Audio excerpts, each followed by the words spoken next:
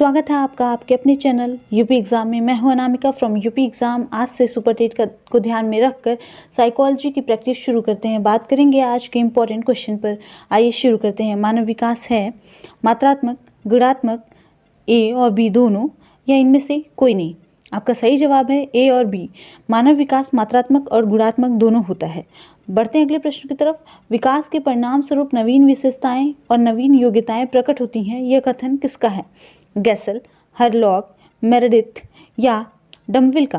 तो इसका सही जवाब है हरलॉक। हरलॉक ने कहा था विकास के परिणाम स्वरूप नवीन विशेषताएं और नवीन योग्यताएं प्रकट होती हैं। आगे बढ़ते हैं अगले प्रश्न पर। हॉल का सिद्धांत निम्न में से किसकी व्याख्या करता है? तो बुद्धि की प्रकृति, अधिगम में अभिप्रेरणा की भूमिका, मूल्यों का विकास, या ऑप्शन डी किशोरावस्था का विकास? तो इसका सही जवाब है किशोरावस्था का विकास। स्टैनले हॉल ने 1904 में अपनी पुस्तक एडोलसेंस में किशोरावस्था के विकास को आकस्मिक विकास के सिद्धांत के अंतर्गत व्याख्या किया था। आगे बढ़ते हैं। विद्रोह की भावना की प्रवृत्ति निम्न में से किस अवस्था से संबंधित है? तो इसका ऑप्शन है बाल्यावस्था, शैशवावस्था, पूर्व किशोरावस्था या मध्य किशोरावस्था? तो इसका सही जवाब है पूर्व किशोरावस्था। शैशवावस्था में बच्चों के क्रियाकलाप होते हैं। ऑप्शन ए मूल्य प्रवृत्त्यात्मक, बी संरक्षित संज्ञानात्मक, या डी संवेगात्मक?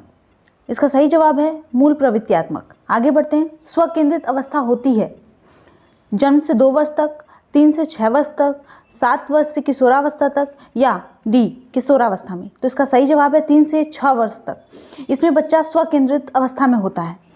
आगे बढ़ते हैं। निम्नलिखित में से कौन सा आयु समूह परवर्ती बाल्यावस्था श्रेणी के अंतर्गत आता है? ऑप्शन ए 11 से 18 वर्ष, बी 18 से 24 वर्ष, सी जन्म से 6 वर्ष तक, या ऑप्शन डी 9 से 12 वर्ष?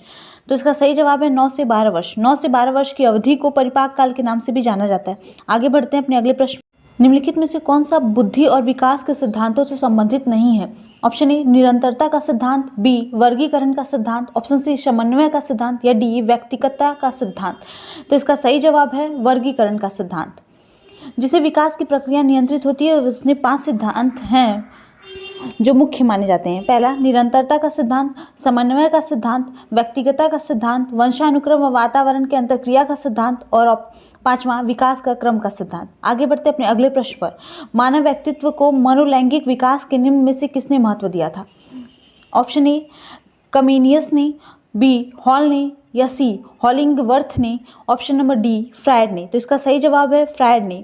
फ्रायड ने ही मनोलैंगिक विकास का सिद्धांत दिया था और इन्होंने इसके 5 प्रकार का उल्लेख किया है। पहला है मुखी अवस्था, दूसरा गुदीय अवस्था, तीसरा लैंगिक अवस्था, और चौथा अदृश्य अवस्था, और 5वां जनेंद्रिय अवस्था। में से कौन सा विकास का सिद्धांत नहीं है? ऑप्शन ए अनुकूलित प्रत्यावर्तन का सिद्धांत, ऑप्शन बी निरंतर विकास का सिद्धांत, परस्पर संबंध का सिद्धांत, या डी समान प्रतिमान का सिद्धांत? तो इसका सही जवाब है ए अनुकूलित प्रत्यावर्तन का सिद्धांत। आगे बढ़ते हैं अपने अगले प्रश्न पर। विकास कभी न समाप्त होने वाली प्रक्रिया या विचार किससे संबंधित है? ऑप्शन ए अंतः संबंध का सिद्धांत, बी निरंतरता का सिद्धांत, या सी एकीकरण का सिद्धांत, ऑप्शन डी अंतः क्रिया का सिद्धांत?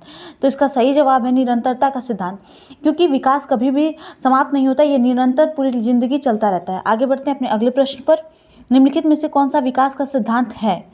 ऑप्शन ए यह निरंतर चलने वाली प्रक्रिया नहीं है। विकास की सभी प्रक्रियाएं अंतर संबंधित नहीं है। सभी की विकास दर समान नहीं होती, विकास हमेशा रेखीय होता है। तो इसका सही जवाब है सभी की विकास दर समान नहीं होती है। आगे बढ़ते हैं अपने अगले प्रश्न की तरफ। सिफेलोकोडल प्रवृत्ति के सिद्धांत के अनुसार शारीरिक विकास होता है। ऑप्शन ए सिर से पांव की ओर, बी निकटवर्ती से लेकर दूरवर्ती अंगों तक, सी पांव से सिर की ओर, या ऑप्शन डी दूरस्थ अंग से निकटवर्ती अंगों तक? तो इसका सही जवाब है सिर से पांव की ओर। धन्यवाद। ऐसे ही इम्पोर्टेंट वीडियोस देखने के लिए यूपी एग्ज़ाम को सब्सक्राइब करें, लाइक करें, शेयर करें। Thank you so much.